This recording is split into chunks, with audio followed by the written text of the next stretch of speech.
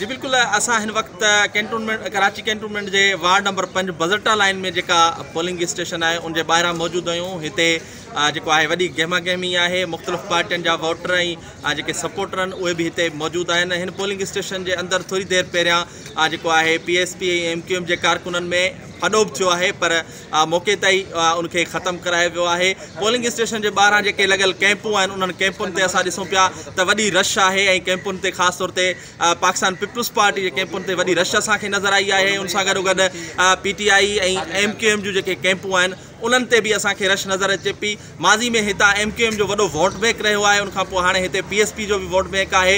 उन सां गॾोगॾु फंक्शनल लीग जो जेका इलेक्शन कैंप आहे उहा बि हिते असांखे नज़र अचे पई।